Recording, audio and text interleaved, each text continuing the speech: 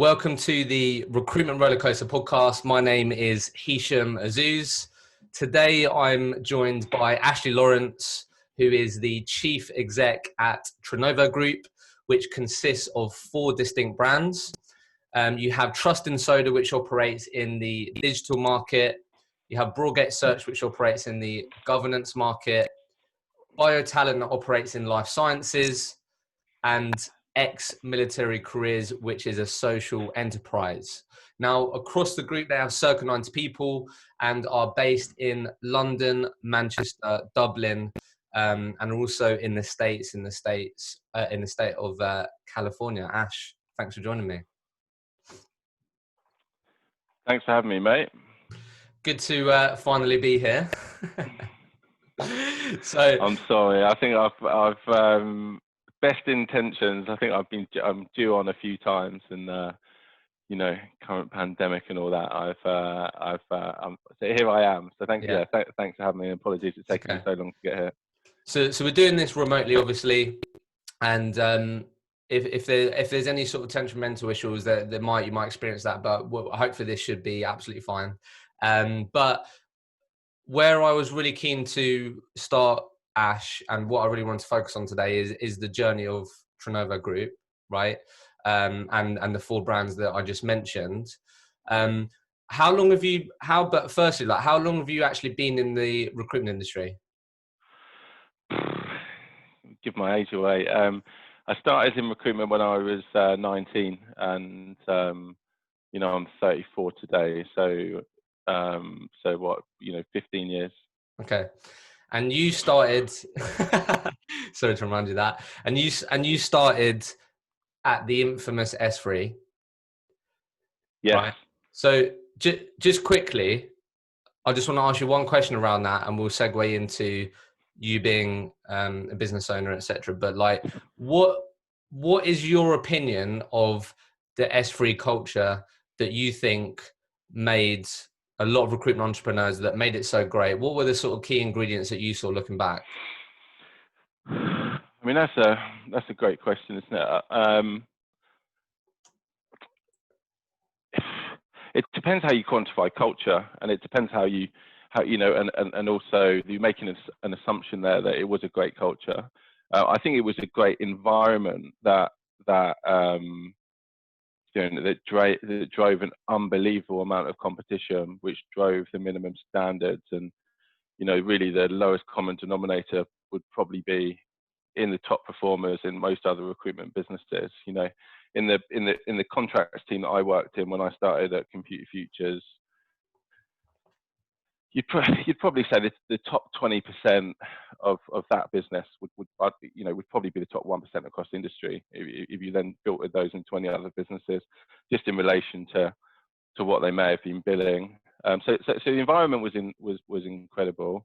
Naturally, any environment kind of stems from leadership.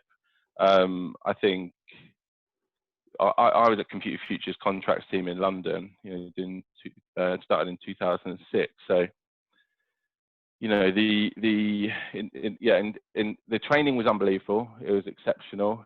You still have conversations today that people that have been SThree trained still refer to it, still use it. It's still, it still has a place in the present day, which just gives you a sense of just how good that is. A lot of that then is driven by minimum standards. It's driven by absolute accountability, visibility, kind of nowhere to hide. There's not a great deal that you get in relation to toolkit outside of training. Really, your role is contingency based, new business. You celebrate high margins. You wouldn't really be able to be doing a great deal of volume with any one client, because you'd absolutely not want to see any margin erosion, and your average margin would only really be recognized as good if it was 20% and above. And in terms of having a kind of unique value proposition, you didn't really have one. In terms of a toolkit that you could offer to your client, other than your absolute ability just to find people quickly, that again, when I was there, wasn't really one. So all you had was you were just surrounded with so many people people that are so incredibly competent, and you just had to drive competition, really. You know, everyone wanted to be number one really, and the commission structure it was not very good. You know, it was not a great commission structure. So really, what you're not looking at even your earning potential so much. You're just looking to be top of the leaderboard. So everyone that was brought into the business was so competitive, and it was always about being top of the leaderboards. You know, I interview people now. You know, 90% of my day is interviewing people for the various brands, and often you'll meet people that will kind of try and carve out what their earning potential looks like on 150k billings. I mean, you just wouldn't do that at Computer Futures. You know, you quite simply any of the numbers that went into the input to kind of derive what your earning potential looked like really started at 10 grand a week weekly GP. Anything less than that then wasn't really celebrated. You know, it was almost like, well, you haven't earned the right to earn a decent amount of commission. We'll pay you well when you're performing at that level. So I don't, you know, it's in all honesty, it's not a culture that we aim to replicate in any one of our businesses. But in terms of the process, the control, the minimum standards, the training, then, you know, that's absolutely fantastic, and there's a lot you can take from that. I think just going back to what I mentioned about the leadership piece, and that is so important for driving the minimum standards and having so much accountability in that business. You've got a guy, I know Ryan Adams was on with you, wasn't he? Because Yeah. I listened to that one. But Ryan's a good lad. Ryan is a great example of someone that, you know, you just did the reason why Ryan's successful, or anyone else would be successful in that business, is quite simply hard work and sacrifice. You know, you just work harder than anyone. You have to demonstrate a huge amount of sacrifice, and there was just absolutely no way that you would ever use the word luck. You know, you never say, well, he got lucky. It was always when hard work meets opportunity, and everything anyone did, it was always quantified. It was like, well, this person is doing X because they've increased their client calls, they've doubled down on their candidate calls, they're coming in and working the weekends. You know, it was always hard work meets opportunity rather than actually so and so got lucky. So I was really lucky when I started in recruitment. I sat next to a guy called Paul Knox. He was him and a guy called Lawrence Doe really were the two guys that really drove that business, drove the minimum standards, held people accountable. It's interesting. So yeah, I think this is what's coming out of it. Every time I ask someone around the SThree thing, it comes back to the standards, and those two names there. I mean, I'm in the process of speaking to them about coming on the podcast, because a lot of people have sort of given them credit on building that, or the culture they created, and sort of leading the path, if you want to say that. And it's interesting that you mentioned them, because they came up a lot. Well, yeah, Noxie's unbelievable manager. I was lucky enough I sat next to him for the first 12 months in recruitment, and you know, I still reference stuff that he taught me 14, 15 years ago. You know, that's how good he was, and I think a lot of it would probably, you know, sit with him as an individual in terms of how that culture kind of, or the environment of having an absolute incredible team existed. But you know, for someone like Noxie, yes, absolutely, is a massive part of that. But when I did my MBA dissertation, I was interviewing lots of like recruitment entrepreneurs, corporate finance people, private equity people, to kind of triangulate a perspective of what really drives value in a recruitment business. So without wanting to overcomplicate this, you've got like EBITDA and then multiple that's applied to that. And one of the guys that I interviewed was Russell Clements. He was the group CEO of SThree, and I, you know, when I was asking him about what derived value, what were the things that SThree did to really go and capture the market, not just in the UK but around the rest of the world. And I was expecting things like, you know, leveraging debt, first move advantage into Russia, or interbrand synergies, or you know, whatever you might expect to look like from a CEO of a FTSE 250. But actually, what his answer is really interesting, because it's probably what resonates throughout the entirety of SThree. Certainly when he would have been there, and certainly when I was there, which is, it's about minimum standards. It's about having these minimum standards that then compound to becoming the competitive advantage. It's not doing any one thing. It's not it's not being at your desk at 8:31. It's being at your desk and ready to work by 8:30 and on the phone. It's not being late. It's going in on weekends if you need to go in on weekends. And it's just it was a small things. Having a tie on at your desk, being well presented. It was those things that were really high standards, and that's what kind of compounds. If you think about that many people, that many locations, and if you uphold those minimum standards, it's those things that really enable you to compete. And it was a little bit like, like Sparta or 300, where or like the Marines, 99.9% need not apply. It's like that was the business, and the environment was that no one else can compete with us, and actually no other recruitment business really exists. Even then was an incredibly saturated landscape, and it is a very saturated sector.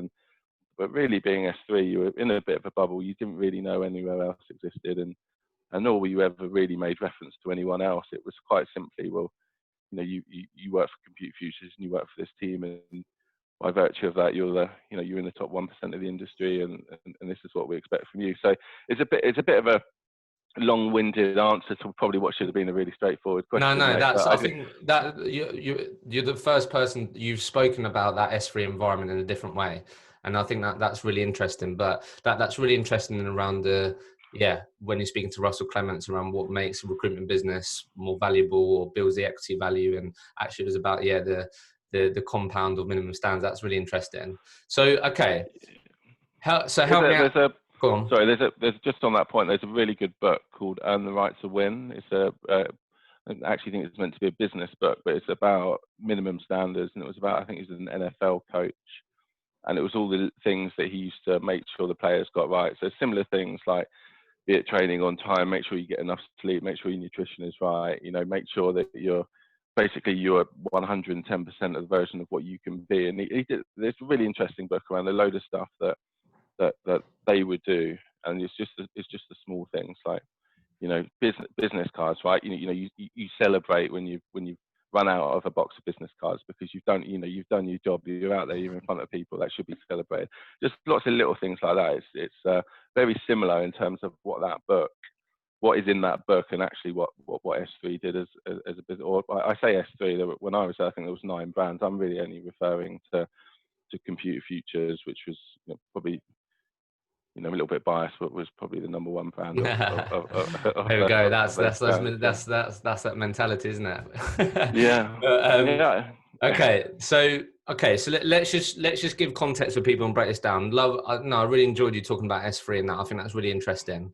So in 2009, you started the business with Strategic Move. Started a business called Strategic Move, which ultimately was a rec to rec, right? So you did that, from what I can see, correct me if I'm wrong, did that for near 6 years. Yes, correct. Yeah. Did that for 6 years. And then in 2013, you started the first brand within the Trinnovo Group, which is Trust and Soda. Correct. Year later, Broadgate Search. Correct. And then for the last 2.5 years, you've also added BioTalent. And then throughout his ex-military career has been part of it. So BioTalent was January 2018. So Soda was incorporated August 2013. Broadgate January 2015. BioTalent January 2018. Roll up to Trinnovo Group really was January 2019. Okay. And ex-military careers as a social enterprise was really founded before all of that. That was an initiative that me and my brother launched to help veterans find employment, or help with the kind of transition in that move from kind of the military into SThree, and recognize the need for training and demystification, and actually present day ex-military careers is as a social enterprise we advertise about 7,000 vacancies from about 350 different clients across the UK and predominantly the US. And as I say, that's a social enterprise that kind of operates at net neutral and as a non-for-profit. But Okay. Yeah, that was really founded by my brother and I in 2013, and it's just grown organically and exponentially year on year. Okay, cool. So we're going to attempt to sort of break down the sort of key moments, the learnings, mistakes, right? So I think what's interesting about your journey and what I know so far, Ash, is that Trust and Soda was a joint venture with someone that had a plan, and was someone that you was getting involved with to back, but also obviously offer expertise and be involved with, right? And Yeah. then Broadgate Search, obviously you started that with Ben Adams, who's again someone that you started it with someone else.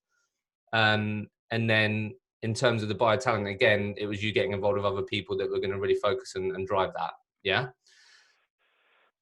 Correct. Yeah. So I think I just find that so interesting, right? So I think, firstly, for me, what I'd love you to sort of just speak about, I guess, real benefit of a hindsight here, that talking about the start of this journey with these brands and what you know now.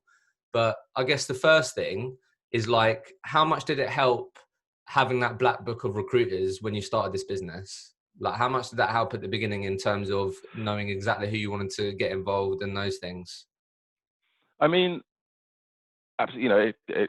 Quite simply, it absolutely helps. When we had launched Soda, I think was at the kind of time where being on site, or the MSP and RPO proposition was becoming more of a kind of BAU solution to recruitment as we know it, and kind of move away from agencies being able to deliver on a contingency-based basis and high margins and low volume approach was just ceasing to exist. So from a timing perspective, it helped because I knew a lot of recruiters that actually were deciding to go on site, and actually then they were great contacts when we launched Soda and in building out a kind of client portfolio. But it's also helpful naturally as we scaling Trust in Soda. There wasn't it was Dave and I that set up Soda, and there wasn't Dave wasn't coming with a team of 6 or 8 people that he wanted to be financed. Really, it was him and I with a joint venture, and I was able really to lean on my network, and I think I brought in the first 6 or 8 hires through my network into Soda, and a handful of those hires are still with the business and in director roles. Haley's out in the US, and Sam's an associate director for our perm team, for example. So those guys are still with us and have been with us really since inception. So Okay. to not to underplay it, it was great. It's superb. That being said, because we wanted to have that agility, we were mindful of my network really, and not wanting to be too regimented in our structure, and that we would really be reliant on a handful of good recruiters coming in to help us shape the proposition. The short for that really is not having from day one a really robust vision and plan, and that's sort of the opportunity cost is arguably, are you better off not to have a network in recruitment whatsoever, and that you've got a really strong plan and a vision, and start there and don't deviate from that is one approach, counter to the just be more fluid, be a bit more agile, shape the business as you identify talent. That was our approach. But So is that something that is that something that you'd check? Like, do you think if you was to start again? Because I've heard you say before that when you start recruitment bits, you should try and start with the end in mind. So in terms of the vision, value proposition, do you think that's something that you'd actually iron out and focus? I think that's typically something that people won't spend time on or think about, is get money in the bank, and it's get those things rather than the importance of the vision. Do you think that's something that you change? Mate, 100%. Like, having a plan is business critical for me anyway. In setting out, having a plan is not as critical as cash flow though, right? Of So course.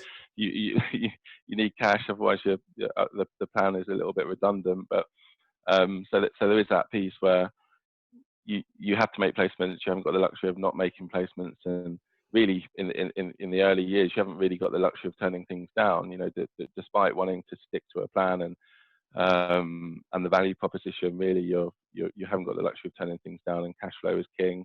But it shouldn't detract from having a plan and a vision, because that helps with engagement, and it helps when you're selling the business, not just to people to come and join you, but actually when you're speaking to clients, really, and you're shaping, what makes you unique, how do you differentiate, ultimately what's in it for them. And that story is so important and so powerful, and how you communicate that story is really important. And maybe that we weren't great at that in the first or second year of Soda. Fast forward to Trinnovo Group present day, our mission, our purpose, our values, it just absolutely drives the business. But it's a different business. It's close to 90 in headcount at 3 brands and 4 locations, and 29 million pound turnover. So you afforded, you haven't got the luxury of not having a plan and having a purpose for employee engagement. But equally, it's a very different business to when you set up from day one, which is just got to put cash in the bank, But having a plan definitely helps with that. So that's definitely one thing that I didn't do was have a plan. Probably if I was gonna do anything tomorrow, that you'd have a really robust plan. So just to help me out then, so Ash Lawrence, when you started Soda with Dave, and then sort of, I guess, fast forward a year, another business involved in these things, but like, what does a typical day look like for you? Like what I'm sure it's changed, but overall, what have been your core responsibilities as the executive of this growing business that you've grown quickly? Sorry, what's day to day at Trinnovo Group? No, for you as Ashley Lawrence, the chief exec of these businesses, these brands, like what have you ended up focusing on? You said at the beginning of this that 90% of your time now is spent looking, obviously you're speaking to people, potentially working for the group, but like what have been your core responsibilities? Because you wasn't someone that got on the tools, hadn't recruited in digital since you was in SThree. So like, for you, what have been your focuses, or what have been your responsibilities within this journey over the last few years? Just to help me out on that. Yeah, no, mate, that's fine. I mean, I'm still very, very client facing. Still since inception until present day, it's still very. I bring in lots of clients, and we'll nurture relationships, and there's no getting away from that for me. I still do deals now. I did a deal last week, a big statement of work that at Trinnovo Group level, a big CSR project. So that was nice to put that deal on the board last week. So asked that. I actually so that was one. That was like why is that a big moment? Because that was one of the questions that Ben wanted me to speak to you about around winning that CSR project. Like why? Who's Ben? Is it Ben Adams? Ben Adams, yeah, Ben Adams. As to like, why is that important to you guys? Because he believed that sort of really embodies the vision for your business and the group. How many questions have you got? How many curveballs have you got prepared for me? got a few. But like, well, yeah, why was that important? Why was that an important moment? It's a groundbreaking project. Its focus is really it really brings together a number of our business's parts. Its focus is basically our mission as the Trinnovo Group is to build diverse teams that represent the world we live in, and the project in itself is basically driven behind having unconscious bias in the sourcing and screening process, and then delivering a diverse candidate pool that is difficult to reach. And from a social impact perspective, what the project is, it doesn't get announced for a week until a week today, but for a social impact perspective, it's a fantastic initiative which aims to find 1,000 graduates and apprentices that have been displaced due to COVID, and it brings together 10 of the world's leading brands for this initiative, and Trinnovo Group were appointed as the exclusive resourcing partner that will filter the screening process. And the reason why I say that, why that's, firstly, I think it's a fantastic thing to do, in terms of being involved with a project of that type, but it brings together a number of parts for us. So, we've got a D&I framework. We won APSCO D&I Award for Excellence last year. The year before, we're finalists for CSR. And we were able to really bring that together in a more of a distinct sort of narrative and a bit of a story around how our businesses has reached maturity, and our focus being that we're able to provide our clients with sort of meaningful data and insights that enables them to build diverse teams. And it was a lot of work that went into it, and I see that as, I wouldn't say it's first mover advantage, because I think other recruitment businesses are able to do that, but that will become more BAU as we Yeah, I go think through, the next 2 or 3 years. that's a question that's coming up for me, actually. If I'm listening to it, like, firstly, I think that's amazing. I love the mission. I think it's great, and I love that. So I guess commercially, if I'm listening to this right now, like, how, just quickly on this, I know it's not just about this, right? It's about the vision and purpose, but how is that mission? How is you guys talking about these things? These are things you want to impact. These are the things that you're really motivated about making a difference for these businesses you work with. How is that giving you a commercial advantage over other businesses that might have been bidding for that statement of work? Like, how does that help? If I'm listening right now, should I be thinking about that? Is it just it sounds nice, but like, how has that actually helped? How have you found it's helped you over the last few years, more recent this project? How has it helped you have a competitive advantage? Quite simply, it's in hiring and culture, because if we're investors in people goals, and we want to reach investors in people platinum this year, there's a great deal that goes into that. But simply, for me, stems from having value-based hiring assessments. So our values being passion, collaboration, and innovation. And if what you do is your interview assessments look like values-based assessments, and actually how you remunerate, reward, promote, and recognize consultants based on values and not just revenue. That's why when you asked me earlier about SThree or Computer Futures and it being a great culture, it was not a great culture, it's a good environment for high performers. A good culture for me is about employee engagement and people enjoying coming to work and being able to have the freedom to innovate. You wouldn't get the freedom to innovate at Computer Futures, really. You're fairly binary. You're square peg, square hole. Cog is part of the machine. There's no real freedom to innovate. But to innovate, you have to have a culture that celebrates failure, and iterations of that failure look like innovation. So to answer the question, why that's great for us to win has been it's actually the people part of it. It stems from us really reshaping what was important in our business, and it wasn't necessarily billings. We reshaped it, and we had it focused on values, and then that gives you great people in the business. It improves your churn rate, and we've got this kind of organic or meritocratic growth as part of your culture is super important as well. But it all stems from values, and having the right values and living by those values, and really employee engagement and innovation. Billings for me are a byproduct of having a fantastic culture. So Ash, do you think a recruitment business that is nowhere near your size, 10 people, 8 people, 12 people, do you think they have a culture and should put an importance or priority on values? If I was gonna start again tomorrow, having a plan, number one, but having values absolutely is critical. Having a mission, having a purpose is just so important. It's just so important for employee engagement, but equally it becomes part of your narrative and what differentiates you to your clients as well. We didn't get that right from inception, and I worked with a guy called Mike Smith. He was on the board of SThree, actually. He was the MD Yeah, of I know Mike, yeah. Huxley. So Mike was with us for a couple of years, and he's brilliant. And when I sat down with Mike for the first time, because I was looking to bring in a non-exec, the first thing he said to me was, "What is your mission and what are your values?" And it's almost embarrassing to say. And what year, timeline of business, just quickly, just for context? So that would have been probably at the end of 2015. Yeah.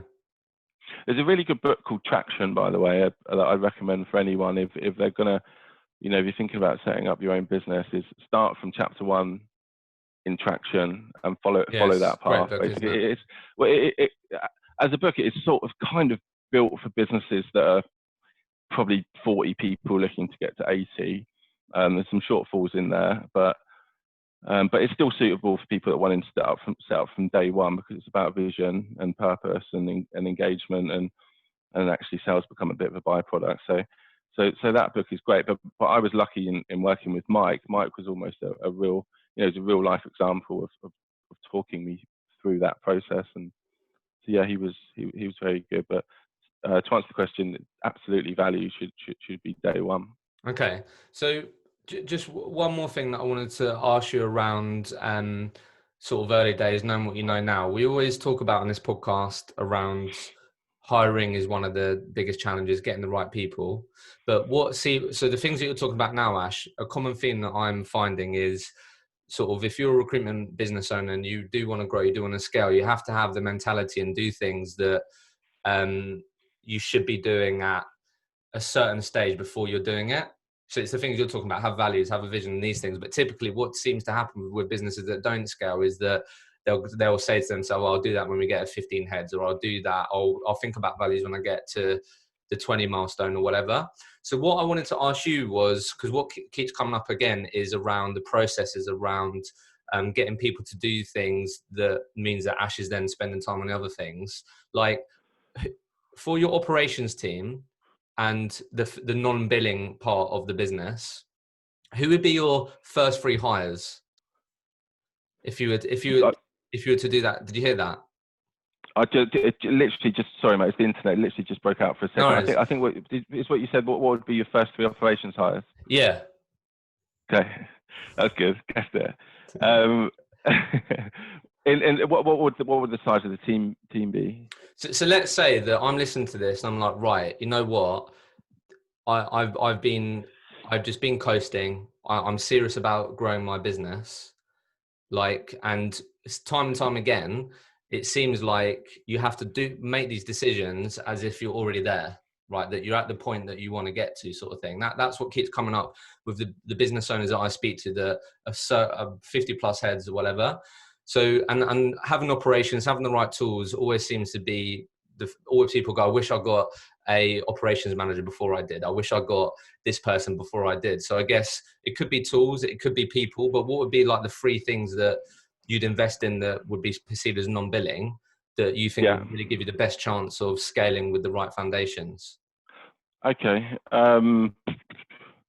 First and foremost, finance and accounting, right? You need to know what cash you've got. You need to know meaningfully what your NFI is, what you want it to be, what your triggers to hire is, what your cost of sales are. It's super important. That cash flow piece is critical to growth. So having someone in the finance and accounting role actually isn't an expensive hire, and it doesn't need to be a full-time hire. We outsourced our accounting function until we were about 30, 40 people. It was outsourced, and getting a real sense of your numbers for me is absolutely critical. If we can include that into an operations hire, I would then say, kind of depends if you're doing contract or perm. But again, it doesn't need to be a full-time hire, but someone in a training and development role. That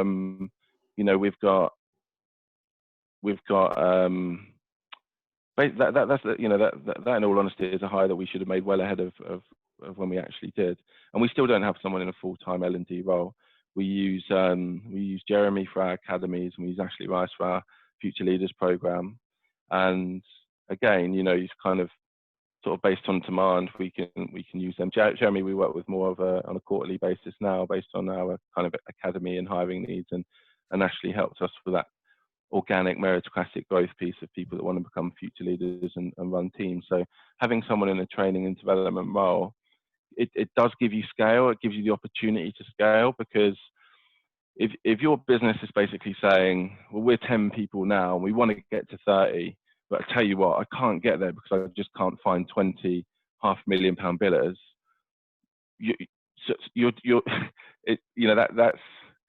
Then it's your fault as a business owner to ever expect there to be 20 £500,000 billers ever actively looking in the market and ever looking to join your business.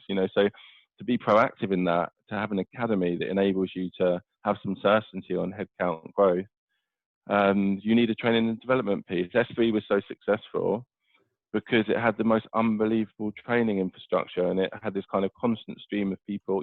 By that size, you just factor churn into the growth trajectory and headcount, and you get rid of the people that can't quite make it and continue to invest into training. So Yeah. we're not big on the churn piece, but we invested heavily into training. And actually, as I say, as a business, even as 10 people, that should be an operations hire, but it doesn't need to be a full-time hire. You can bring people in on a quarterly basis, or as and when you want to see spikes in hiring. Accountancy, finance, learning development, what would be the final one, you think? So I'm a little bit torn in this, because I want to say marketing, but personally, we have a great marketing going in our business, but I think that would be misleading people, in that marketing is an operations role, because I think sales and marketing are the same thing. And actually, you get your consultants doing the right things when they should be doing them, and doing them correctly. Actually, your marketing is into the fabric of your business, and your sales consultants recognize the value of just basically being amazing marketeers. So I wouldn't want to mislead people by saying, well, hire a marketing person, you'll be great at marketing, because actually the opposite is probably true. You need a better integrated solution. So if I wasn't going to pick marketing, which would be the obvious one, you'd probably say an operations person, an operations manager that can basically just let the salespeople sell. Let them just do their job. There's so much as a smaller business, probably more so as a smaller business maybe than there is when you're a larger business. You have economies of scale. As a smaller business, you can just get swamped with stuff. On the phone to job boards. Yeah, all sorts. Yeah, definitely. Yeah. I think that's one of the. Okay, that's really interesting.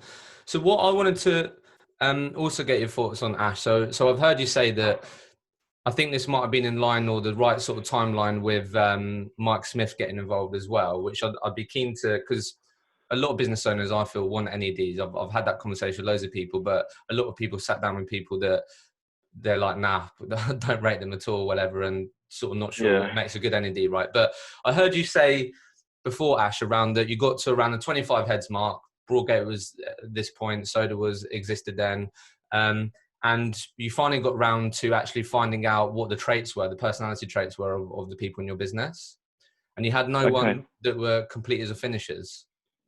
Yeah, that's true. That's true. Yeah. That was So I think that's really interesting, right? So I think for me, there's a bit in there around, how do you think that's held you back at that beginning stage? Because it seems like you had to go through those first 2 years and then you made changes. But how do you think that sort of potentially held the business back?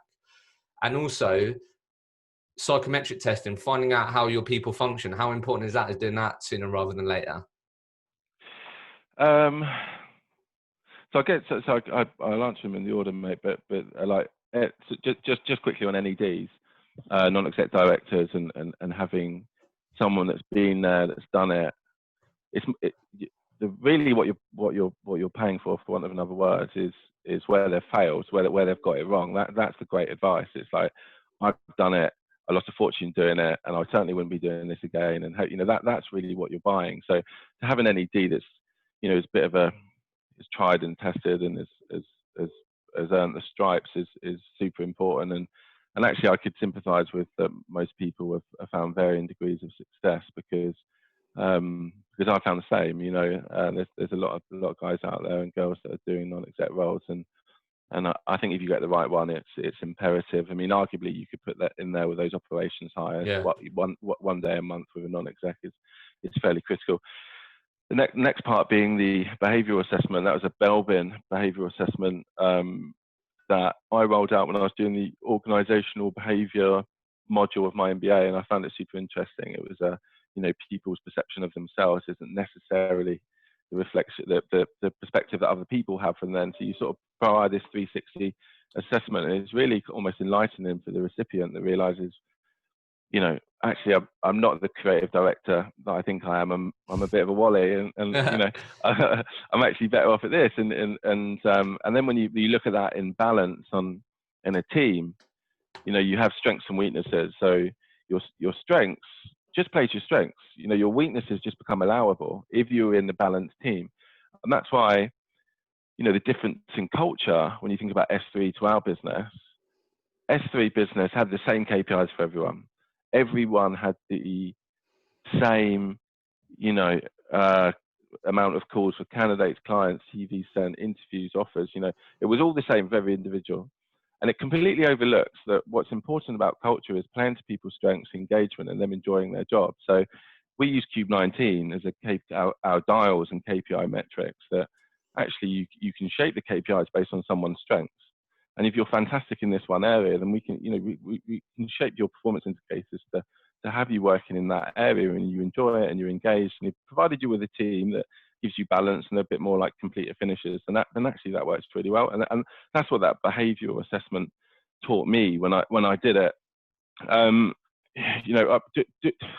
Do we use them in psychometric testing in the interview process? Currently, no, we don't. It is definitely something that we're looking into. I think it can be difficult for me personally. I think it can be difficult to judge someone based on a score that they've done, and you don't know what the environment looks like. You don't know how long it's taken them. You don't know what frame of mind they were in at the time of taking it. You don't know. There's a lot that goes into a test itself that might have influences that you're not aware of. Personally, I've always interviewed. This is not a recommendation, by the way, but I've always interviewed without a CV. I've just walked into the room and got a sense of someone almost immediately with type of character they were and how they conducted themselves, how they spoke. Was always more important to me than what was on the CV. So I think our business is having to grow up a little bit in that sense, and with the multiple locations and the headcount growth we want to see, we do need to have maybe a little bit more certainty, or certainly provides team leaders, managers, and directors with more of a toolkit into making the correct assessment. So psychometric testing probably features there, but I've never, I've never let a psychometric test hold me back from an offer. That's fair enough. Okay, so just on this point, Ash, what I'd be really keen to just get your thoughts on is more about you personally, really. So again, what I keep learning from recruitment business owners that successfully scaled their businesses is that they've had to get really good at empowering their people, right? And what that means is that you have to get better and more comfortable at allowing people to do things that, I don't know, early on you might have thought that you could have done better, or these types of things, right? And that might be you personally, or it might be the leaders underneath you. But I guess for Ashley Lawrence in this business, it's growing, this become sort of a real big vehicle now, loads of people involved. I think one of the things that a lot of small business owners struggle with is the letting go of certain things, right? And you've obviously kept involved with certain parts, but like, how have you made sure personally, as the chief exec of this business that's evolving, how have you always ensured that you've got a purpose and you haven't lost that, Yeah, fair. Well, so it's interesting, isn't it? Because succession planning, efficient delegation, empowerment are all big parts of being a good leader. But is the question more, if you do that too often, then you haven't got a job? I think because that's what can hold people back in doing it. So, like, mate, how have you dealt with that? If it depends what type of business you want to build, right? If your business is predominantly driven by your own ego and it's a bit of a lifestyle choice, then you might really struggle with that. If you want to build a big business and multitude of locations and really drive value, you have to get out of the way, right? Because you have to hire people that are better than you. It's just and that's easy for me to do. Do you know what I mean? There's plenty of people out there. So you wouldn't, we hired a fantastic chief operations officer, and it would be silly for me to hire someone at that level and just be in the way all the time. You've got to make good hires. It comes up all the time, and I actually hate hearing it, but you don't want to be the most intelligent or the clever, the smartest guy in the room. That's fairly true. So to get growth, you need empowerment. To get growth, you need to hire good people around you, and good people want headroom to grow and progression and succession planning, and is part of scaling a business. So really, you have to get out of the way. For me, I'll do the job until I stop enjoying it. It's like, and if there's someone better than me to do the job, and I'm sure there will be, but while I'm as passionate as I am, and you know, and absolutely committed to the job, and you know, driving the right behaviours through the organisation and setting the right minimum standards and continuing, for me, to, you know, what I feel are the you know, the number one privately owned business in our spaces, then, you know, while we are that business, then I think I've got a job. But I think, not sure, but you basically want to get scale, you need to get other people to do those roles, and then get out of the way and give them room for progression. And at some point, you know, when the business wants to go from 150 to 400 heads, maybe I'm not the right person for that role, but I would have to recognise that, and either empower someone internally or bring someone in externally that is able to do that job. But you know, for me, it's always what's in the best interest of the business. It's not about, you know, my ego. I want to be the CEO of the group forever. So as long as I feel I'm capable and competent and I'm passionate, and you know, if we identify someone that's more competent, capable and passionate, then that's in the best interest of everyone in the business, and for me as well, because when you set up a business, you're an equity holder. It's like owning the house. You want to see that equitable value grow, and sometimes that means that you don't live in it day to day. So it's we'll see, but you know, currently I'm enjoying it, and there's plenty to do. I think I mentioned earlier, the large part of my job is interviewing. You know, is ensuring that we've got putting the right people in the right roles, and providing headroom and paths for progression for people that are competent and capable, and you know, organisationally ensuring that we've got that continued growth trajectory and internationalisation, and improving our operational efficiencies, and creating the right infrastructure that's going to enable us to continue to scale. That's, you know, it takes a bit There's a lot time. there. Yeah. So this leads me quite nicely into, we've got about 15 minutes, haven't we? Right? Is that cool? Yeah. So Cool. this just leads me quite nicely into what I wanted to ask you, because what has been key parts of enabling you to scale is getting involved with people that ultimately can help you do that, right? In terms of the different brands and these things. So you were talking about some of the traits there. What you're talking about is having the real humility to sort of understand that there will be people better than you in these things. Your ego is not in the way. But so the likes of Dave, Ben, the other people, or the other person that you got involved with for BioTalent, what were the James? What were the common traits that you saw in them that left you feeling really confident to help them or be part of their journey? What were the common traits you think that the recipe for them to have a good chance of it going well? Interestingly, mate, I don't think there were common themes, and I think that's what makes, you know, if you can get balance, right? If you can, you know, you don't want everyone having the same traits or demonstrating the same behaviours or have the same strengths. To build a team, you know, you need people's skills to complement one another. So like in Dave, right, he's incredibly creative. His big focus on branding and marketing. Ben, from it's incredibly commercial, fantastic, you know, in front of clients. Probably one of the hardest workers I've ever worked with. James is a fantastic salesperson, but brilliant when it comes to, like, you know, systems, operations, and control. DJ, who's missing from that list, but we hired last year as our chief operations officer, brings that together then from a robust operations, finance, and accounting perspective. So when you're in a board meeting, you've got an incredible balance and skill set, and different individuals that bring different things to the table, and that, I think, is really important. And you know, if anyone's looking to set up tomorrow, and you're thinking, who should I do it with?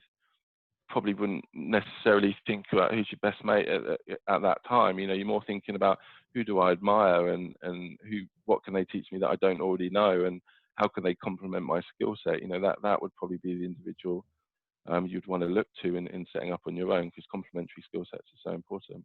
Yeah. Okay. Interesting. I think that's what makes this industry so exciting, right? That how you've done things and who you are and the characteristics that make you and I could be the opposite, but still have as much or more success, right? There isn't a real clear cut of what you need to be. I think No. I find that super interesting. Yeah. Was you going to say something? I was just going to say, I mean, I don't think anyone's found the secret recipe of this is what £500,000 biller looks like as a trainee. No Yeah. one's got any certainty on that, and you can try and refine it and put science towards it. It just, a lot of it is environment, a lot of it is stuff that you just can't teach. A lot of it is willingness and desire and the ability to just work hard. It's difficult to instill that, and it usually for me stems from right down to sort of childhood, really. So there's so much that goes into understanding the behaviours of someone and why they might be successful. And I certainly haven't worked out what that is. Okay. But but if I think about our business Trinnovo Group as a business, and I think about just sorry to keep on going back to using SThree as or Computer Futures, but we have got more creative consultants than the business that I was at when I started at Computer Futures. I've got to give a shout out to Oliver Perry and also to Kevin Adam, who are both in Broadgate and Soda in Ireland, and how they innovate and how they do things differently and how they encourage other people and drive engagement. They're two of the better examples across the industry for me. And then if I think about billing consultants, we've got people in our own business now that bill more on contracts than people I'd work with at Computer Futures. So it's but if you look at the themes in those individuals, the business has to provide the infrastructure. It has to provide a great deal of time. There's a maturity curve that goes with someone understanding your organization and being able to do things differently and being encouraged to try and innovate. So there's not a one-size-fits-all approach, but I think if you're an organization that can give people freedom, a little bit of headroom with the right infrastructure around training and development, you're doing as much as you possibly can to get a consultant to succeed in your business. Okay. So as we come to the end here, Ash, I want to ask you one more question, and I just want to get your thoughts on sort of how you've approached the last couple of months. So this question actually, Lauren Trent encouraged me to ask you this. So I think on the face of it, right, I'm sure you know this, but there's a lot of recruitment agencies in the UK. The number always changes, but circa around 30,000, let's say. 80% of those are sub 10 staff. So on the face of it, a lot of people will look at you and your business and think it's just completely out of reach, never going to be that, all these things in terms of the size, profitability, or whatever. But obviously, if you think about over the last few years or just the whole journey so far, what do you think have been the sort of biggest factors to the success so far, do you think? Who asked that question? Lauren Trent? Yeah. Got to give her a shout now. No, yeah. Lauren recently made a shareholder last Friday. Actually, we rolled out our EMI scheme, and we had just under 20 people become shareholders of the group. That's amazing. And that's an ingredient for success in itself. You have to, how have we been able to get that scale? Firstly, you need to be in sectors that can scale. You need to have the right infrastructure. You need to have the right people in the right roles, the right financial and performance metrics in place.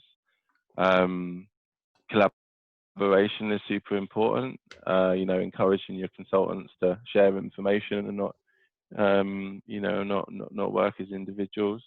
I think the hiring piece, it stems from in getting that right, getting the right people in the right roles, and then equally providing a path of progression. But not saying, well, you've got a job, here's a phone and a computer, come back to me when you've built £500,000. It's a bit more like, these are the stepping stones that we'll lay out to help you get there, and it's the business's responsibility to do that. I think often that narrative needs to change a little bit. I think some businesses, there's a level of expectancy that you give someone a job on the phone and they owe you something, and actually they don't. As a business, you should recognize your responsibility to invest into so many different areas. And I think it's us recognizing that in terms of, we've got a great operations function, a great shared service, and our business has really scaled when we got there. We've got HR manager and compliance manager and chief operations officer, finance and accounting manager, marketing manager, director of internal recruitment. These effectively to a lot of businesses look like quite high cost of sales, and they're not prepared to invest into it. And actually, I share that perspective. I was very similar to that in my first couple of years. I just thought it seemed like quite a high cost, and actually, it's that operational piece is so important. Having that infrastructure as a support function that's going to enable you to scale. I think in the last few years we've invested heavily in those areas, and quite simply, recruitment we shouldn't overcomplicate. It's just getting the right people, and get them in the right roles, and provide the right retention tools. Let people earn well, give them a path of progression that might look like billing manager with P&L responsibility, and then a continued path beyond that. And to get up to build a big business, you have to basically be prepared to give some of it away. Give it to the people that are working really hard day to day, and enable them to benefit from the business's success. Yeah. Love that. So before we finish, Ash, I wanted to just get your thoughts on what your sort of mindset has been over the sort of COVID period. I'm sure, like, what were your sort of headcount growth goals before COVID? What were headcount growth goals? I mean, we've increased our headcount during COVID. That's what I mean. So yeah. Why I ask you that is because I think, and obviously just because me and you having chats and stuff, I feel like a lot of people going into COVID, potentially just going completely on the defensive, just because they looked at their cash flow not in a good spot or whatever. And then there'll be some people like you, I feel like, that tries to recognize opportunities and haven't dropped your targets or whatever. So I was just keen to get a bit of perspective of what your goals were before, and if they've stayed the same, and how have you gone about still trying to achieve the growth and the opportunity and the things that you wanted to before all this shit went down, basically. Yeah, I mean, mate. Firstly, but how tough was that, right? Q2, unprecedented. There's not a rule book that exists. There's no path that's been trodden in the past. So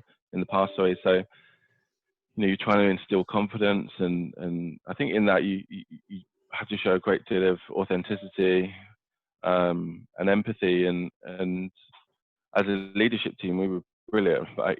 Just we're able to move quickly and adjust and innovate and rethink our pricing, repoint resources into areas of demand, and we did that quickly. And as you mentioned, the right financial and performance metrics in place are critical to being able to not only just compete in Q2, but to sustain growth in Q2 is really important as well. We were 94% of target for our Q2, and that was that Q2 target we set ourselves last year.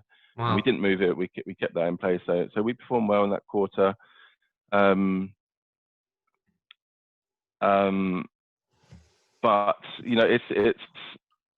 there's a number of things that we were able to do in quarter two that didn't look like growth. That we were able to improve a lot of the infrastructure that we had in the business. We hired Cara from Faden as our director of talent that could help us on the resource plans. We built out our organizational structures, not just this year, for next year, for growth. And actually, the leadership team were incredible, and the individuals we had in the business really did apply themselves. So, I think we saw it as an opportunity to grow. Actually, we were in a good position, and we felt recruitment is a saturated market, and as the market contracts, there's still opportunity for market share, because it's such a saturated market. So if our competitors are overly utilizing furlough, there's an opportunity for us to maybe speak to clients that we wouldn't have done otherwise, and we applied ourselves, and we continue to compete, and we felt that you treat people the right way, correctly, and come out of it the other side stronger than ever. So it was I'm not going to glorify the period. It was difficult for everyone. It's been difficult, yeah. I think what I'm keen to ask you, Ash, just before I let you go, is you're clearly, the sort of journey that you've been on, you've recognized and been on the journey of the importance of values, vision, people, culture, these things, spoken a lot about that. And I think from the conversations that I'm having, I don't know sort of what your perspective is, but from the conversations that I've been having, it seems like this period has enabled employees to look in the mirror, which is the business they work for, and look at their culture And if it's a business they support, business that they like, a business that they're proud to be a part of during this period, or it's left people disappointed and gone, you know what, I've hated how Ash has dealt with this, or whatever, right? So I guess the question is like, how much do you think that investment in your culture has helped you achieve those things and have helped you during the last 3-4 months? Critical, 100% critical. It's very difficult to very difficult indeed to keep a business together, right? When everyone's kind of working from home, it's really difficult. But culture and accountability and engagement and having a great leadership team is critical to that. So yeah, absolutely without our culture, we wouldn't probably, but it's very difficult. I think to continue to compete in Q2 and hire talent is another thing. I think that's just us demonstrating our continued investment back into the business, and we'll come out the other side stronger than ever. I think just to, I guess, pick up on that point. I think it's easy to do well in a good market. It's a little bit like, we've grown from 0 to 90 people in a relatively short period of time, over a 7-year period, and I've won awards at best agency with one of the brands at every single awards dues out there, or the ones that are worth attending anyway. And you're a little bit like imposter syndrome. You're a little bit like, this is easy. We're winning awards and we're hiring great people and our business is growing, and you sort of think that it's come around a little bit too easy. And actually, the COVID period was a great test of that. It was that imposter syndrome has definitely gone. And yeah, it was a bit of a reality check, and we, as I say, we've reevaluated the business, got the right financial and performance metrics in place, and we're in a really good place for growth and internationalization for the rest of this year. But it was a tough period, and let's see whether or not it returns again. But certainly we've started to see some confidence in the market come back already. Love that, Ash.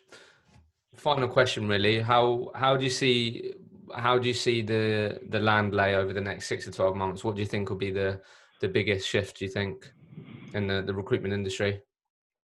In the UK recruitment industry, whatever comes to mind. What do you think will stay, or how do you think the land will lay as we all start to come back out of this? I think it's a really difficult question. I thought I was done about 5 minutes ago. Sorry. I think certainly, we're mindful of IR35, mindful of Brexit in the UK. So, a lot of businesses now, if they're not, they should be looking to internationalise. We've got our office, and there was a big investment for us in the US, and we've also got a kind of a big strategic focus for us towards DAX, as Switzerland and Germany. I think we'll certainly see more UK businesses looking to diversify outside of the UK and internationalise. I think it's absolutely certain that will happen. I think recruiters quite rightly will expect flexibility in working conditions. I was a little bit surprised to see so many businesses go back to the office and wearing it with a badge of honour that they were back in the office. And I don't know, for me, I just felt that you're sort of missing the point a little bit and overlooking the safety piece. And we're not returning to the office. We'll review it on the 1st of September, but we sort of came out and said we won't be returning. And I think quite rightly, people aren't overly comfortable with the public transport situations over the next 6 months. I don't see that going anywhere. I think businesses will have to adjust. If they don't, they'll lose people. Those people go to businesses that may be better equipped and more susceptible to having people work from home, giving them a bit more flexibility and ultimately trust. So I think those working conditions will be really interesting to see what evolves. And then I think we might see some growth in a handful of sectors, some interesting sectors. I think we'll see spikes in growth in a couple of those. So software engineering as an example. Ash, it's been a pleasure. Thank you. Pleasure, mate. Thanks very much.